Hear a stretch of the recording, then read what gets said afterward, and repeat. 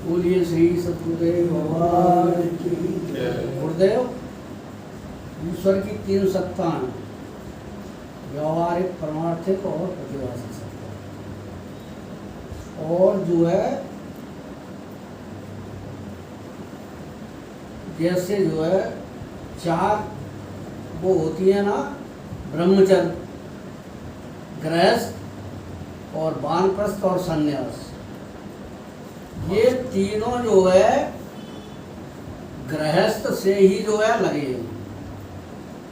ऐसा आज मैंने विचार किया रात में जो है कि ये तीनों वो जो है ब्रह्मचारी और जो है वानप्रस्थ और संन्यास, ये तीनों जो है गृहस्थ के साथ ही जुड़े हुए हैं। अगर गृहस्थ इनका साथ नहीं देंगे तो ये कैसे आगे बढ़ पाएंगे।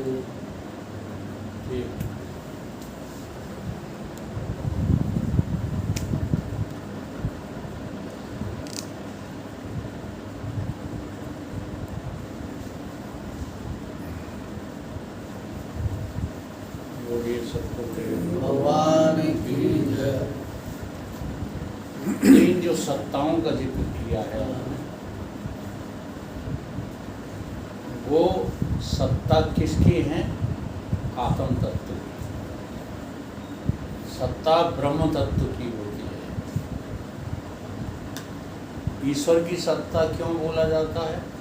क्योंकि ईश्वर सदैव ब्रह्म में स्थित रहते हैं, इसलिए ईश्वर की सत्ता बोली जाती है। सत्ता तो तुम्हारी ही है, आत्मा की ही है, ब्रह्म की ही है। और ये तीन सत्ताएं हैं, व्यवहारिक सत्ता, प्रातिभाषिक सत्ता और परमार्थिक सत्ता। तो देखो, व्यवहारिक सत्ता कट जाती है प्रतिभाषिक सत्ता से, और प्रतिभाषिक सत्ता कट जाती है व्यवहारिक सत्ता से। लेकिन परमार्थिक सत्ता को न तो व्यवहारिक सत्ता काट पाती है और न प्रतिभाषिक सत्ता काट पाती है। जब आप परमार्थिक सत्ता में हो जाएंगे तो दोनों सत्ता मिथ्या सिद्ध हो जाएगी। ये बात तो सत्ता की है, व्यवहारिक सत्ता और स्वाप्निक सत्ता यानी प्रतिभाषिक, ये दोनों ही मिथ्या हैं, ये माइक हैं। और वो जो पारमार्थिक सत्ता है वो मायातीत है। ठीक है। अब उसी को लेकर के तुमने ये प्रश्न खड़ा कर दिया कि गृहस्थ, ब्रह्मचारी, वानप्रस्थ और संन्यास। तो व्यवहारिक अर्थ तो इनके वही निकलेंगे जो दुनिया में देख रहे हो। और उस अर्थ को लेकर के जब आप ये आंकलन करेंगे तो ब्रह्मचारी, सन्यासी और खोजी यानी कि वानप्रस्थ, इन तीनों को रोटी खिलाने वाला गृहस्थ ही मिलेगा। तो ये व्यवहारिक दृष्टि है।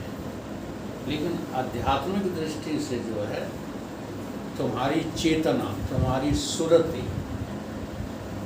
जिसको तुम मैं करते रहते हो ना, ये जहाँ पर आस्था रखती है, ये आस्था का प्रश्न है, ये सत्ता का नहीं है।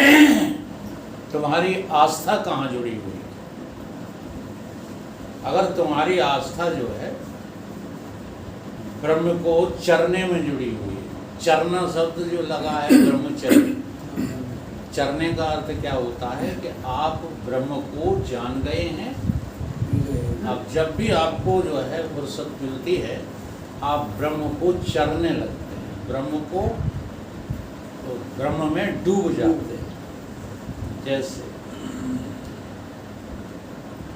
आप सागर में डूबे, आप नदी में डूबे या सरोवर में डूबे, किनारा आपको मिल ही जाता है।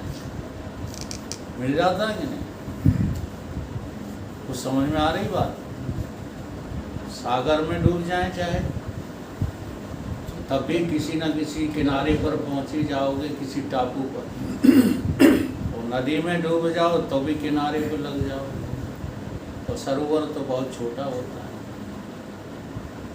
लेकिन कल्पना करो कि सागर ही सागर हो, न नदी हो न सरोवर, सागर ही सागर हो, और तुम जो है जंप लगा दो और डूब गए, तो फिर किनारा कहाँ? बताओ, कुछ समझ में आ रही बात? चलो दूसरा उदाहरण दें। पृथ्वी ही पृथ्वी हो और कोई दूसरी चीज हो ही ना। यहाँ समुद्र पे एक बात लागू हो जाती है कि उसमें जो ज्वार भाटे आते हैं उसके सहारे अब हम किनारे आ जाते हैं। हाँ, किनारे आ जाए। अब पृथ्वी का उदाहरण लो, पृथ्वी ही पृथ्वी है और तुम पृथ्वी से जो है जुड़ गए। अब बताओ दूसरी जगह है कोई तुम्हारी? ठीक है, ऐसे दोनों उदाहरणों को लेते हुए आप अपने को कहाँ पहुँचा दो? ब्रह्म चरने में पहुँचा दो। अब ब्रह्म जानोगे तभी तो चर पाओगे। इसलिए ब्रह्मचर्य की जो साधना है सर्वश्रेष्ठ साधना है, उससे उत्तम कोई और साधना नहीं होती। तो आगे का रास्ता सन्यासी, वही सन्यासी और ब्रह्मचारी, इन दोनों को परमार्थ में एक ही जगह अर्थ किया गया। अब उसी की बता दें, सधन अन्न धन आशा, जिसे परमात्मा को छोड़ करके किसी की आशा नहीं रही, उसका नाम क्या है? सन्यासी। उसको सन्यासी कहते हैं, ना कि भेष बनाकर घूमने वालों को सन्यासी कहते हैं। इसी तरह से वानप्रस्थी, जिसकी आस्था खोज में जुड़ जाती है। जिन खोजा तिन पाई, गहरे पानी पैठ, मैं बोरी डूबन डरी रही किनारे बैठ। अब तुम जो है डूबने से डरते हो, तुम्हें लगता है कि कहीं हम बाबा हो गए तो हर घर गृहस्थी का क्या होगा, तो तुम सही वानप्रस्थी नहीं हो, खोज तुम्हारी सही नहीं चल रही। तुम उतने में राजी हो कि उतना मिल जाए जिससे मेरी गृहस्थी भी चलती रहे, हाँ मेरा नाम भी जो है चलता रहे, इज्जत भी मिलती रहे और ब्रह्म भी मिल जाए। इसको वानप्रस्थ नहीं कहते। पूरी की पूरी आस्था केवल ब्रह्म खोजने में लगा के, उसका नाम क्या है? वानप्रस्थ। वान माने जंगल, जंगल माने खोज। बियावान जंगल में जब खोज के लिए निकल जाते तो फिर किसी की चिंता नहीं रहती। ब्रह्मचर्य, संन्यास और वानप्रस्थ। और सीधा सा अर्थ है, तुम्हारी आस्था जब घर से जुड़ जाती है, घर माने देह, जब से देह गेह है, जब से तुमने इस देह को अपना रहने का स्थान समझ लिया है। अच्छा, आपकी अनुभूति क्या कहती है? आप कहाँ रहते हैं?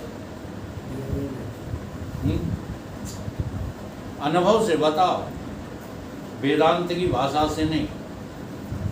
कहाँ रहते हो 24 घंटे? समझ के बताओ। उनके कह रहे हैं, वैसे कह रहे हैं ज्ञान के ब्रह्म ना, में ना, है, ना। समझ के नहीं कह रहे हो। देखो मान घर में रहती नहीं कि देह में रहती, घर में रहते ही बने हैं। मकान में रात समझ आ रहे थे, मकान में रात समझ आ रहे थे। अब देखो प्रश्न खड़ा हो गया, स्थूल में रहते हो कि सूक्ष्म में? सोच के जवाब ही नहीं देते हो। ज्यादातर कहाँ रहते हो? ज्यादातर हम सूक्ष्म रहते हैं। नहीं रह पाते। सवाल ही पैदा नहीं होता, नहीं तो वैरागी हो जाओगे। सूक्ष्म में रहते ही आप जो है व्यवहार से तिलांजलि दे चुके। अधिकांश आप स्थूल शरीर में रहते हैं। तुम्हारी मैं जो है स्थूल में रहती है। अनुभव करके देखो, हमें कोई एतराज नहीं। सूक्ष्म में रहने लगे हो तो बढ़िया बात। सूक्ष्म में रहने वाला, मैं बता दूं चिन्ह, सूक्ष्म शरीर में रहने वाला कभी भी स्थूल की चिंता नहीं करता है। अगर स्थूल की चिंता लगी पड़ी, ये काम पड़ा है मेरा, अभी मुझको ये करना है, अभी वहाँ जाना है, तो स्थूल छूटा तो नहीं है देखो। तो रहते ही स्थूल में हो महाराज। नींद को छोड़ करके और स्वप्न को छोड़ करके तुम स्थूल में ही हमेशा रहते हो। अभी अभी प्रमोद ने बताया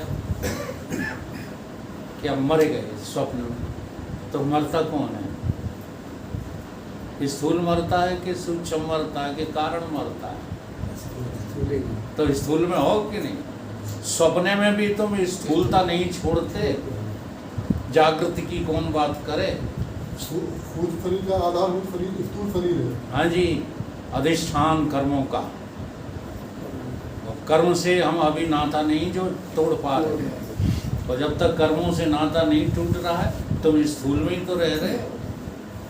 देवी देवताओं से अभी आस्था जुड़ी है, तुम स्थूल में ही तो रह रहे हो।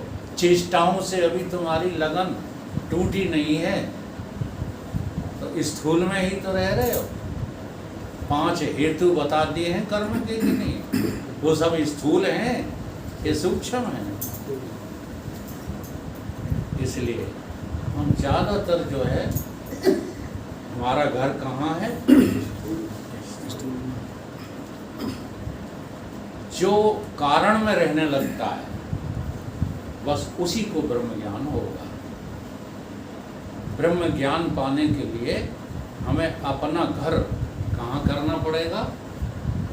कारण में, कारण शरीर। अब वो व्यष्टि में कारण प्राज्ञ है और समष्टि में कारण ईश्वर। जी हाँ, तो जो आराधुंद ईश्वर पर विश्वास करने लगते हैं, उनका कृतित्व अभिमान जो है बिल्कुल गल जाता है। उनको लगता ही नहीं कि हम कर रहे हैं। जैसे एक राजा की कहानी आती है, वो पता नहीं, मुझे नाम याद नहीं। जब वो दान देता था तो नज़र झुक जाती थी। तब वो एक दोहा बनाया गया, देने वाला देत है, अब्दुल रहीम खान खाना है। हाँ, देत रहे, लोग भरम हम पे करें, लोग भरम हम पर करें, यानी स्थूल पर करें, यहाँ से नीचे नहीं। ता से नीचे हैं। तो उसी को भगवान का भक्त कहते हैं, जो स्थूल में रहना छोड़ देता है। स्थूल में रहना बंद करना सबसे बड़ी साधना है।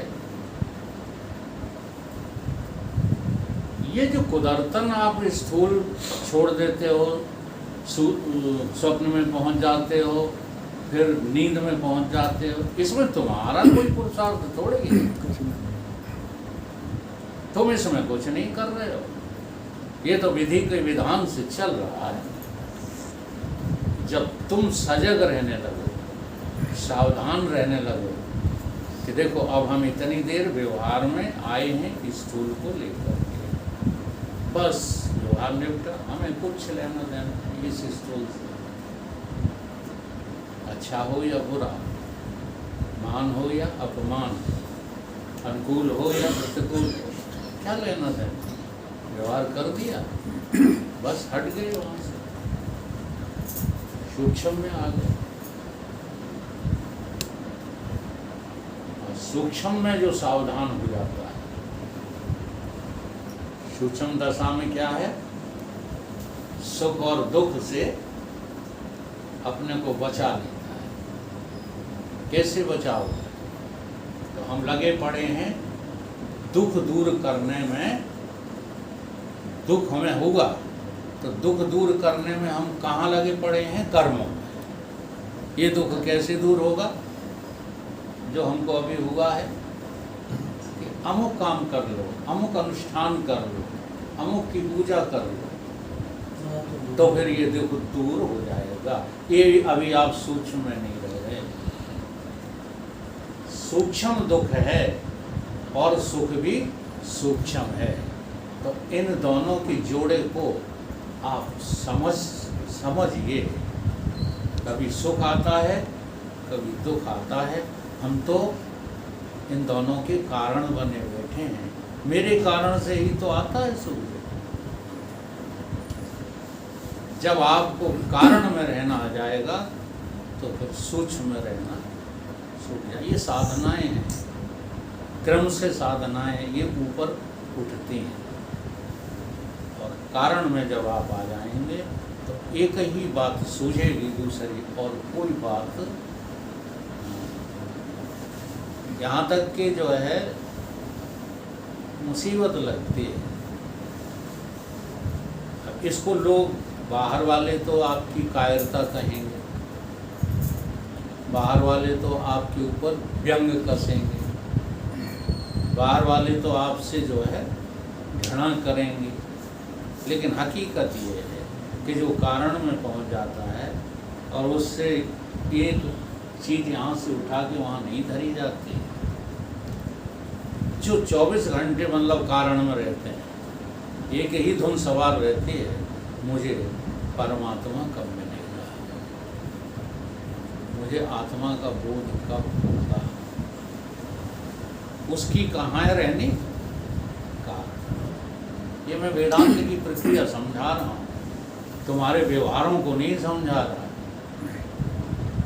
क्योंकि व्यवहार की पूर्ण कुशलता तो ब्रह्म ज्ञान के बाद ही होती है। बाकी तुम्हारा जैसा व्यवहार चल रहा है, तुम्हें अच्छा लग रहा है। अब देखो, एक काल में हमारे यहाँ पंगत होती थी, है ना, तो बड़ी सफाई के साथ और टाट पट्टी बिछा करके, हाँ, झाड़ू लगा करके बड़े सम्मान के साथ बिठाल करके खिलाया जाता था। वो भी समाज ही था, कोई और था? बोलो, समाज ही था। समाज ही था ना। अब उसी का व्यवहार बदल के बफर सिस्टम हो गया। ये समाज ही है, कोई और है? तो बताओ क्या बदला? क्या कुछ बदला? कुछ नहीं बदला।